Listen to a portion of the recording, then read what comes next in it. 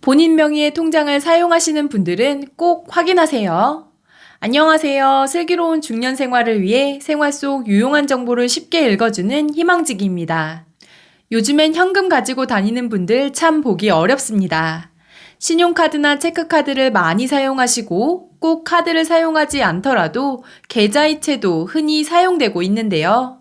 이렇게 하루에도 몇 번씩 계좌이체를 하는데 갑자기 나의 계좌가 이용정지 된다면 어떠실 것 같으신가요? 실제로 지난 2월 자영업 하시는 A씨는 자신의 계좌 전부가 지급정지되었다는 문자를 받고 깜짝 놀랐습니다.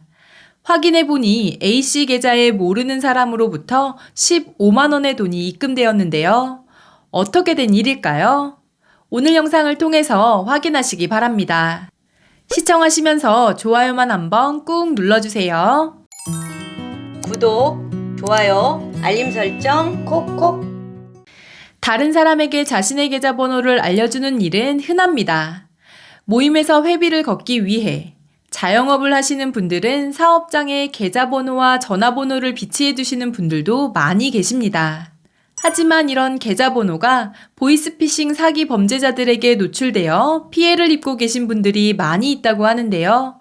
작년 연말부터 유행하고 있는 이 사기 수법에 대해서 자세히 알려드리겠습니다. 앞서 말씀드린 A씨도 당한 수법인데요. 내 명의로 된 통장 전부가 어느 날 갑자기 지급정지되었다는 문자를 받고 계좌를 확인해 보니 전혀 모르는 사람으로부터 현금이 입금되었습니다. 금액은 대략 10만 원에서 15만 원 정도 되는 소액인데요.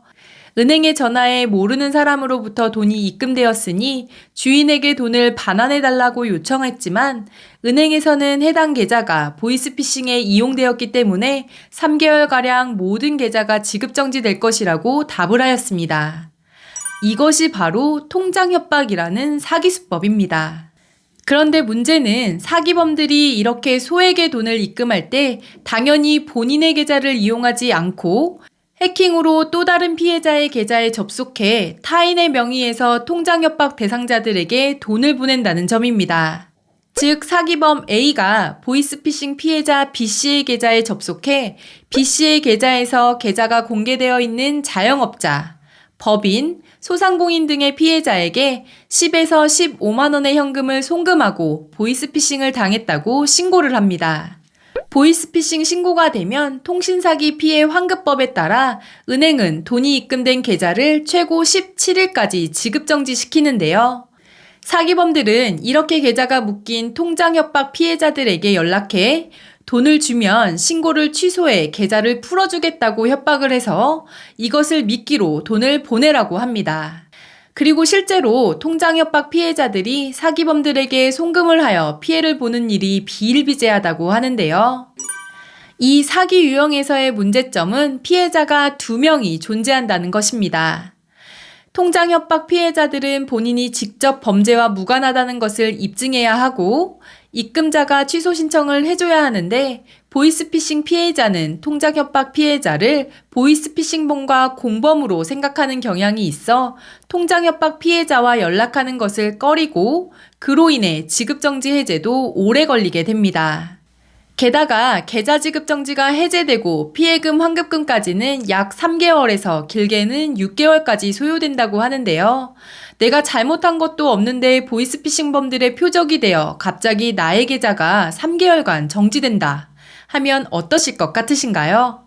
생각만 해도 정말 불편할 것 같은데요. 그럼 만약 내 계좌에 소액이 입금되고 계좌가 지급정지되었을 경우엔 어떻게 해야 할까요? 계좌가 정지되었다고 급한 마음에 계좌를 풀어주겠다는 보이스피싱범들에게 돈을 보내서는 절대 안 되고 우선 은행에 연락해 모르는 사람으로부터 돈이 입금되었다고 알리셔야 하는데요.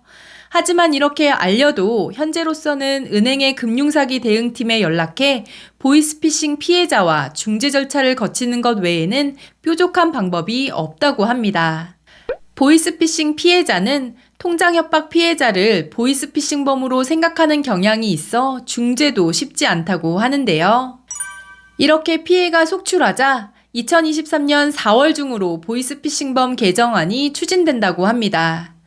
통장 협박을 당한 피해자의 계좌가 보이스피싱에 이용된 계좌가 아니라고 판단할 경우 계좌 잔액 중 피해금에 대해서는 지급 정지를 유지하고 일부는 환급 절차가 가능하게 한다는 건데요. 즉 피해금에 대해서는 지급 정지를 유지하되 나머지 금액은 풀어주겠다는 겁니다. 3개월 정도가 걸렸던 지급 정지 해지가 당겨지는 것은 맞지만 보이스피싱을 방지하는 법에 허점을 악용하는 사기범들 때문에 선량한 피해자들이 겪어야 하는 억울함과 스트레스도 줄어들지는 모르겠습니다. 그리고 개정될 법안 내용을 보면 은행에서 명의인의 정보, 거래 내역, 합의금 요구 증빙 등을 종합적으로 검토한 뒤 보이스피싱에 이용된 계좌인지 아닌지를 판단한다고 하는데요. 금융회사가 직접 판단해야 하는데 적극적으로 대처할지도 의문이라는 생각이 듭니다. 현행법상 아무런 절차 없이 신고만 들어왔다고 해서 계좌를 정지시킬 게 아니라 피해 금액만큼 사용할 수 없도록 하고 그 외에는 사용할 수 있도록 하는 제도가 조속히 마련되어야 할 것 같습니다. 오늘은 내 계좌에 소액이 입금된 뒤 계좌 지급이 정지되는 피해를 입을 수 있는 내용에 대해서 알려드렸는데요. 누구나 보이스피싱 범죄의 피해자가 될 수 있지만 특히 온라인상의 계좌번호와 전화번호가 노출된 자영업자나 소상공인분들이 표적이 되기 더 쉽다고 합니다. 이번 영상은 여기까지고요. 오늘 하루도 희망찬 하루 되시길 기원하며 영상 마무리하도록 하겠습니다. 오늘 영상이 조금이라도 도움이 되셨다면 구독, 좋아요, 알림 설정 눌러주세요. 감사합니다.